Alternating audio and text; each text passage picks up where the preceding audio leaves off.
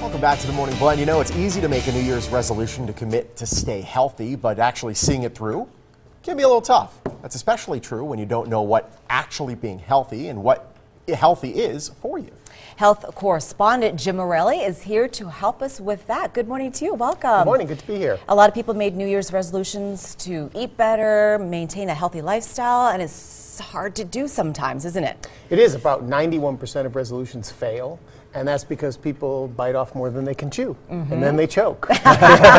So I always say, look, start small, achievable goals. That will help you to feel successful, and then you build on that. That's the way to do it. Not to say I'm going to lose 30 pounds in 4 months, because that's not going to happen. Yeah, baby steps. Absolutely. So what baby steps can we take to help get on a healthy path? First thing is change your diet slightly. Add one fresh fruit or vegetable to every meal. Even if you don't cut something else out, that alone will help you to be the more dietary healthy. fiber alone, yeah. Exactly, right. Then try to get about 20 minutes more sleep. Try to build up to that 6 to 8 hours of sleep if you can. That's hard, I know. In the news business, it's very hard. And then consider supplementation as well. Some people can benefit from supplements, not everybody, but some people can. So you want to make sure you're getting something that's going to be healthy for you. And of course, that brings up this whole case in New York, where we had many supplements tested, and these supplements were found to contain not one iota of what they said on the label. Yeah. So that's a pretty bad thing. But there is a way you can get a supplement to know what is on the label is in the bottle, and that is by looking for the USP Verified mark. Where is that? Yes. I'll show you. It's right here. It's USP Verified mark. See, I buy this from Walmart. I You know do? this brand. Okay. So this is All a right. good brand, you're saying? Yes. This has been verified. Yes, so all three of these, the thing they have in common is they all have the USP Verified mark. USP stands for United States Pharmacopoeia. This is an independent research nonprofit in Washington. And what they do is they test for quality and purity of the drug supply, and they have moved into vitamins and supplements with this USP Verified program. Goodness, thank you. Basically, yeah, definitely. Basically, the manufacturer submits the product if they want to, and they should, and USP tests it for quality, purity, potency, and if it passes, then you get the mark, and basically that says to the consumer what's on the label is in the bottle, talking about the ingredient, the dose, whether it breaks down in the body the way it's supposed to, contaminants, and is it manufactured in a place that's clean, good manufacturing practices. So it's a good place to start if you're going to supplement, is start with the USP mark. See, I have a massive deficiency in D and vitamin D, so I've been taking the 5,000. Well, you're from the Northeast, so you must have brought it with you. And I'm half Irish. Yeah, it's really it's not helping at all. But people should not only know what vitamins actually have in them, but what they do for you.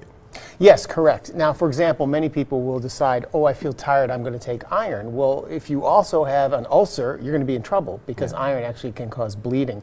Part of the problem with supplements is they don't tell you on the label, hey, I'm going to interact with this drug. So it's a good idea before, if you're taking medications or you have a condition, talk with the pharmacist, talk with the doctor, and just say, hey, can I take this and will it hurt me? And a lot of people start with a multivitamin as well. Yes, and actually a multivitamin is a good place for almost every American to start, because while we eat plenty of food in this country, we don't always get a lot of nutrition. Right, exactly. So multivitamin is not going to hurt almost anybody. And I would say the same with B12 as well.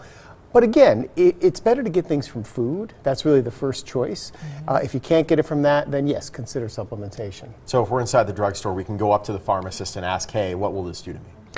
Yes, exactly. Or I'm taking medications, will this interfere? And the thing, too, is studies come out back and forth, back and forth. There has been a study about calcium supplements that say that they may be bad for your heart. Then another study came out saying, well, maybe not so much. This is like the red wine, white wine is it good for correct. your heart? Coffee, no coffee, tea, all those things. So, you kind of have to go with the latest research and go down the middle there and get some professional advice about, is this safe for me? And what is that? I can't see the front of the label. This one is vitamin C. C. Now, there's another one that we go back and forth on. Does this help to prevent colds, or does it not? And again, it goes back and forth. But I would say with vitamin C, my advice is don't megadose. It's just going to pass right out of your system, and if you've got any kind of kidney issues or stomach issues, vitamin C is not going to help. Wow.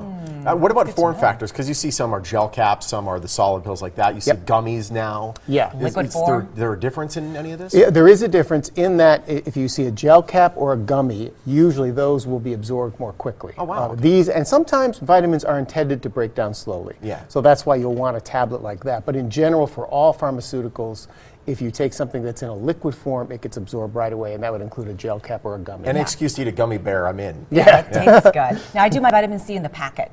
Do you think that absorbs well? Much more quickly than it would in a pill. Absolutely. In fact, this is one of the problems with vitamins is some of them don't dissolve at all. So if they're not tested for dissolution, you might have a big pill sitting. There are some pills that will pass right through your system without dissolving because they weren't manufactured properly. And then you're wasting your money. Absolutely wasting your money. Yeah, because it can get expensive, Yep, some of these they sure can. supplements. Any other tips for us?